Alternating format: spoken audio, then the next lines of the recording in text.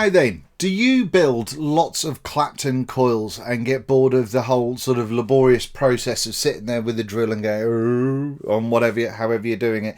I do. And it bores the piss out of me. So let me tell you about what we're going to look at today. But first of all, I'm Dean the Vaping Biker. Thanks very much for joining me. Today we're going to be looking at the Clapton Jig rig from vaped3d.com.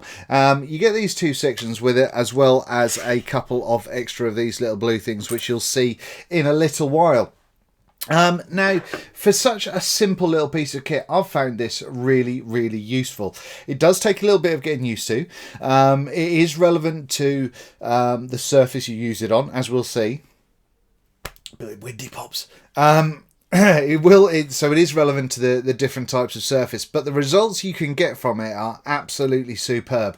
So yeah, hopefully the video that we're now about to go through is going to give us a good indication of how to use one of these bad boys and the sort of results that it comes out with. So fingers crossed it's useful to you, because if you're someone that does, like I say, make a lot, then this could absolutely be a huge time saver for you. If you're someone that's just thinking about making Claptons, maybe not the investment straight away, but again, if you're someone that maybe has arthritic issues or something along those lines, and you can't kind of squeeze onto wire or hold wire to feed it through the classic way of making a Clapton, then once again, or even holding a spool for long periods of time if you're doing it sort of from a distance, once again, this can make a hell of a difference to your life. So let's have a dive down up close. We'll see it up close and see it in action. I'm going to try and edit the middle section to make it sort of less boring for you guys, but we'll see. I can't promise anything. But let's dive down and have a look. Come on then. Alrighty, so here we are with the basics. Now this is the Clapton Jig rig itself, and it's going to be nice and easy for me to be able to sort of, I say easy, it's going to be better possibly for me to show you how it's going to work as I'm using it. But it feels like it's certainly this centerpiece here with the two nuts that are threaded on is 3D printed. I don't know if the rest of this has been 3D printed and then acetated or something to make it nice and smooth, or what. I don't know what the score is on there. The fact that it's got these here, does that mean that it's injection molded? I don't know. But there we go. It's a thing. So it's actually a really super simple design. All it is, you've got this shelf here, you've got three legs underneath, and you've got the center to hold your spool, and this little area here for your Clapton wire to go into, which we'll see in a second. The other thing you get is one of these clamps. Now, we've all seen these clamps, and I imagine a lot of us have got them in some way or form. However, what we've got here that's different is they provide you with a couple of extra kind of pads for the ends. Now this is the I think this is the V1, and they've got a better version of it for the V2. I'm not entirely sure, but these once again are 3D printed, so nice and simple. But what this means, and you might be able to see there, let me just make sure that that focus is as good as we can get it on things. You can see there you've got three different size holes poking out of those pads, and that means that you can use well, comfortably have different size wires going here. Now this one at the bottom here is the one that I generally use, just because I find it easier, but there is arguments depending on what size, depending on what types of wire you're using, you can use the other ones as well. Right, so the wire that we're going to be using today, I'm going to be using dual core of 0.40 nichrome, and for the Clapton I'm going to be using this 0.1 Canthal. Now the reason I'm using this one as opposed to one that's a little bit easier to see is that I've run out of the stuff that's easier to see. So this is going to be a nice little challenge as well, so we'll see how we get on. Now what I've got done in preparation is I've cut a couple of lengths of wires. They're not desperately straight, but they're straight enough. Now what I'm going to do on the ends here is I'm just going to bend these two ends out so I can pop them in the mouth of my drill nice and easily. Now what I'm going to do as well is throughout this process, where possible, when I'm not using my hands, I'm going to try and take some extra footage, or at least pictures, with the camera. So what I'm going to do now is just stick that into the, excuse me, bit of windy pops, into the middle of the drill, and give that a little tighten. Try not to stab myself on the legs that I've just put on there. Right, give it a little whiz on the, there we go. So that's tight. Now then, the reason I've put these little legs here is just to make something nice and easy, which is the next step. So what we need to do now is we need to get our Canthal actually onto the coil. So get your end and poke that in the hole. Poke it in the hole. Go on, son. In you go. There we go. Give that a little bit of movement. Now, obviously, you don't want to get loads of knots and all that sort of malarkey going on. Pop your spool on top of your jig, and that's pretty much it. That's as simple as that bit goes. You don't really have to put these screws on, but it can help a little bit jumping around if screws, nuts, that's the word I mean. If you really want to. The extra height on here does mean that if you wanted to put different size Clapton wires going in there, so you had two at the same time, you may well be able to do that. Now, what we're going to do now is move some of this crap out of the way that you can't see, because it's getting in the way of what I'm trying to do.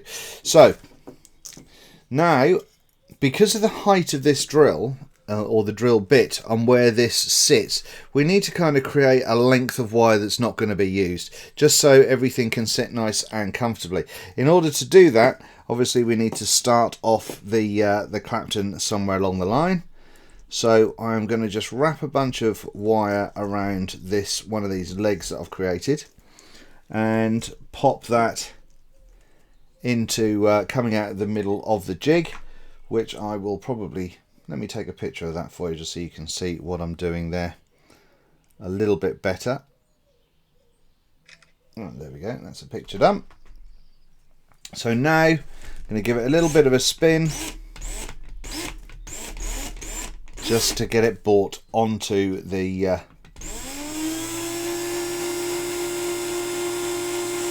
cores there.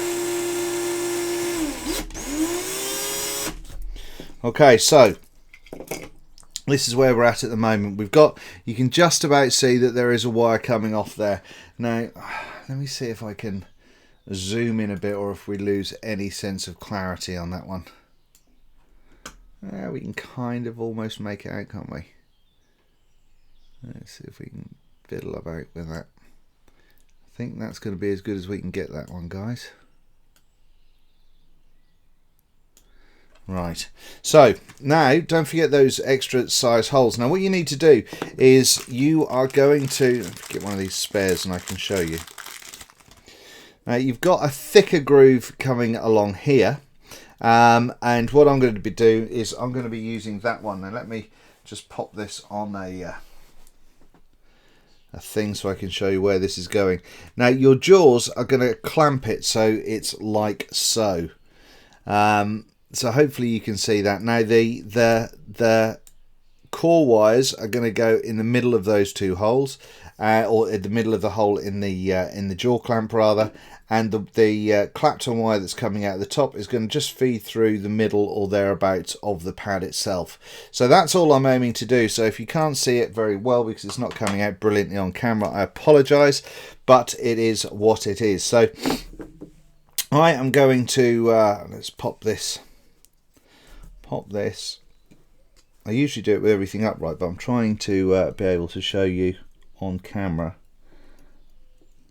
at the same time. Right, so once you've done that, you need to make sure that you're going through the holes properly, which I am. And then going to tighten this down so the wire is being fed directly over the top of the how's your father? Where it's going onto the Clapton. And now we're just going to give it a little bit of a spin up. Now let me fiddle about with focus again. Right, so you can see this is starting to move. Now what's happening now is it's starting to feed itself through. Now what I'm doing is just giving everything a little bit of a check to make sure we're not stuck on anything. I just gave it a little push just to make sure it's not stuck anywhere there. And oops. Let's get going again and see what happens.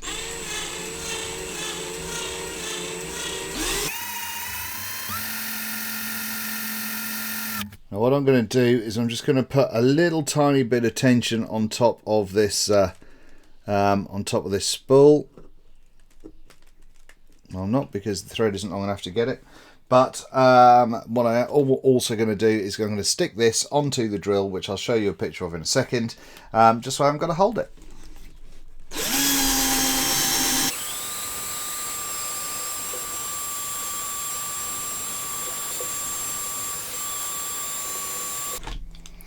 And we've run out of wire. Look at that. Isn't that splendid? Hold on, no, it looks like there's more wire in there. Oh, fabulous, I've got 2 strings. Anyway, this is an appropriate time to stop anyway.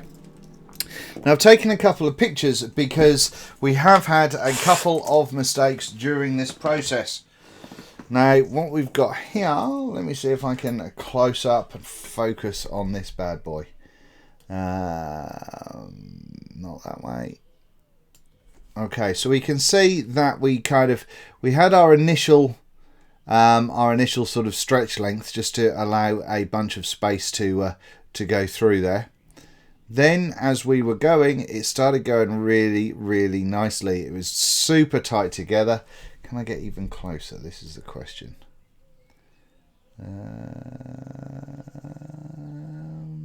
Yes, I can. So yeah, here we're going, you can see how tightly wound that is. That is absolutely glorious. But then as we're going on, we get the occasional little kind of skip where it goes a little bit wrong. It goes a little bit pear-shaped like it did on that single one just there. Got a couple more going on there. It then decided, after going through that much, just to go all kinds of wrong here.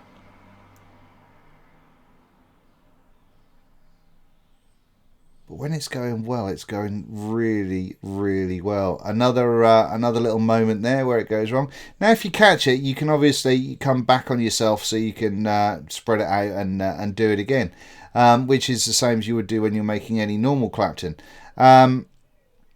Here, this is where I moved the drill.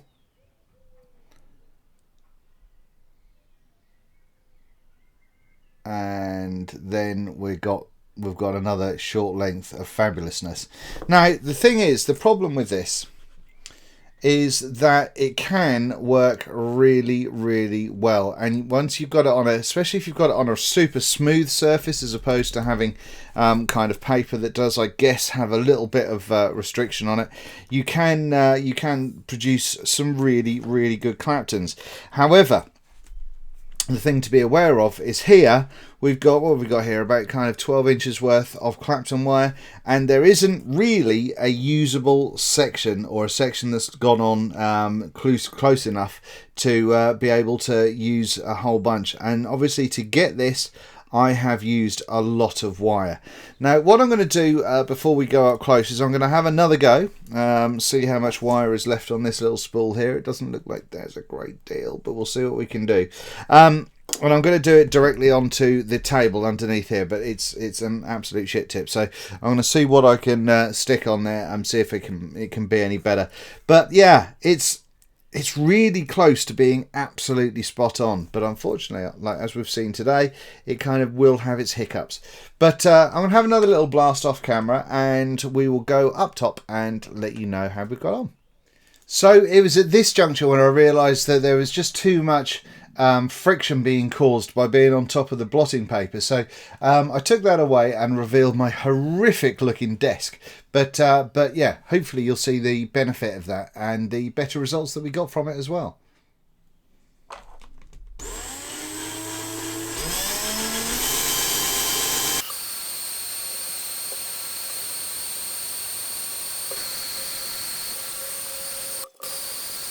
So that is this whole length, which we'll come to, which I'll show you in a second. But that fair old size length going on right there. So what I'm going to do is I'm going to cut that like so. And, oops. Cut your ideas. Oh, and you cut it. Like so. Now then, moving that out of the way, we can have a little look-see here now, and let's have a get on this focus and see what the finish was like on this one. Okay. Right, let me see if I can get there. Now, this I think is the end that I cut off to start with, so we'll see how we get on when we follow through here. Now, once again, you can see how smooth everything is. Got a little bit of a twist in the wire, but that's no biggie to sort out. Now, I think I pointed out that there is there's one extra strand going on there, but otherwise, we are not too shabby at all. We say a few twists and a few kind of little wobbles as we go on, but there you go, you can really see that pretty well there. And we are usable for the majority of this string now, so I can use most of it and be jolly happy with it. But that's carried on all the way to the other end. So with the exception of that one there, where we've got an extra couple of windings where it's gone a bit funky. And if I move my hands down, I can't feel any others. So that, for me, would be a cut off there, like so. And now I've got a fair usable size, a bit of Clapton wire that is super tight. And I've actually had better results when I've been using thicker wire as well. But yeah, so there we go. Hopefully that's given you an indication of the sort of Claptoning you can get. There's another bit there where he's slightly missed it, but nothing drastic. Anyway, let's go back up top. Okay, so that was the kind of the up close section. Now, it is something that when you're running, you do get, you've got a little bit of a sort of a breaking in period, if you like. You've got to kind of get used to what surfaces it works well on, and so on and so forth. So, as we saw in the first section, when I had the jig based on or sitting on top of paper, it seemed to offer a little bit too much resistance to be able to move smoothly throughout the whole thing. However, although I was trying to tidy up or cover my my hold and glue ridden desk after building many mods on it, it did move a lot smoother through the whole length of wire. And that what I've done is I've just put this length that we cut out back into the drill again. We've still got some twists on it, so what I'm going to do is just grab the end with a pair of pliers, and I'm just going to give it a little bit of a twist in the opposite way to which we went, and a little bit back. And we are more or less sort of paralleled side by side. There'll be a little bit in there that will have to be taken off by hand or straightened out by hand, but that's certainly nothing to shout about. Now, I mean, it feels just spectacular. It's so smooth, and with my eyesight, I can't tell that there's anything remotely gammy about that. Now, what I would do personally is for the way I like my coils is I'd probably flatten these out, and the way I do that, I can't show you because I haven't got stuff. Basically, I've got a lump of metal and a big hammer. Keeping it easy. So I mean, if you imagine sort of a big lump of stainless like that, I'll just lay that on there, give it a tap with a hammer, and then just work my way along the entire length, and that gives me the flattened fused Clapton. But as it is, that is not bad. So what are my thoughts on it? Now let me have a vape first. Let me have a little, oh shit me.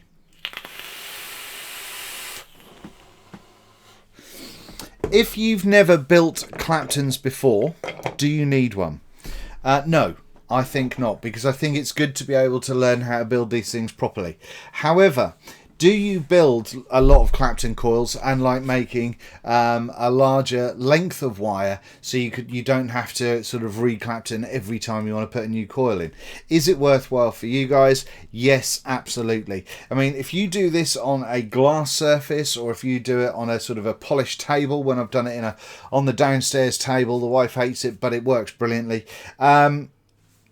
it works really, really well. It does have just that little bit of bedding in period. Once you get that it moving itself along quite happily, then it works brilliantly. Now, like I said, I used 0.1 wire on this one to get these, and to enable it to differentiate itself on 0.1 or stack itself, if you like, on 0.1 is quite tough. So if you do use thicker wire for your Claptoning aspect, then it does work a little bit better because it sits next to itself a little bit easier. So, do I think it's a winner? Yes, I do. Like I say, if you do build Clapton coils a fair amount, then absolutely, I think it's worthwhile. You've got a whole bunch of options of what you can do there, and you know, I've done dual core there. But if you want to put 3 cores in or 1 core or whatever, however it works for you, it's gonna make that laborious task of making some Clapton wire, whatever you're going to do with it after that. But making that initial Clapton, it's going to take that out of the equation. So it does help, and it is a time saver. Now, this was sent to me direct from vaped3d.com, which I'll put a link to down below. But I also believe the Nobacconists down in down south are going to be having it in stock as well. So I would go. If they've got it on their website, I'll put a link down there so you can see that at the same time, because I think it's a worthwhile piece of kit. It's simple. It's straightforward. It does what it says on the tin. Once you've got it together. Could you make something like this? Well, possibly, but could you paint the Mona Lisa? Possibly. The fact is, you haven't. and it, I think it's just one of those simple little tools. I've used it quite a lot over the last few weeks, and I will be continuing to use it because I think it is just jolly useful. Now, they actually sent 2 across, so one of them I'm going to be putting in the raffle that I'm mentioning. We've gone a little bit wrong. You can use beadle on spool tamers, by the way, as well, but unfortunately these spools from Ziviph, ZIVIPFH, whatever it is, unfortunately are too small to put a beadle on, which make my life a little bit more challenging. But yeah, it's there. So, yes, what was I saying? Lost my vape again. Do I think it helps? Yes. Is it worth money? I think it's around the 20 quid mark, so absolutely. If they have got a link on their website, I will stick it down below as well so you can go to it. It does make my life easier. As you can imagine, I build a lot of coils of a lot of different sizes for all the testing, and I have used it a lot, and it has helped. So for the money, I think it's certainly one of those things that's useful to have in your arsenal of tools. And equally, if you're someone that gets kind of cramps in their hands and all that, because I've spent hours sitting there with the drill going and holding it like that, go, ooh, go on then, son, in your own time, go in. And, your hands cramp up and it goes wrong, because I've got sort of arthritis as well. So this certainly helps out, because you're not, if you get a clamp for your drill as well, you're not having to touch anything. So it's just away it goes on its own pace, and you can get a fair old strand of Clapton wire from it. So yeah, I think it's a good idea. I think possibly there could be a little bit of a couple of things. It would be great to see. I mean, even if they stuck a ball bearing in this hole, so it had even less friction contact with the whatever you put it on top of, I think that would be good. I think maybe a kind of a plate or something under this nut, so it doesn't restrict kind of the wider hold spools. I think that would be good when you tighten it down, because obviously the problem with this at the moment, well, it's not a problem, it's just, if I'm being picky, when you put a spool on it like so, you can see it can rattle around there quite easily. So if you're having if you have something over the top of that, if you just put this on there, for instance, screw that down there like so, then it doesn't make a full purchase over it, or an equal purchase, and so you're either sort of too tight or it kind of is still wobbling around and going all over the show. So yeah, maybe something that kind of is a little bit flatter that goes on there would help restrict that. Maybe even some kind of bearing on there as well might be able to be useful as well. But as I say, that's just me being super picky. But that's about it, ladies and gentlemen. I like it. I'm going to continue to use it. I'll be giving one away soon. And thanks very much for watching. This hopefully is a video that I can make a lot shorter in the sort of up close sections, but we'll see how we get on. Thanks very much for watching. I've been Dean the Vaping Biker, and have it long job.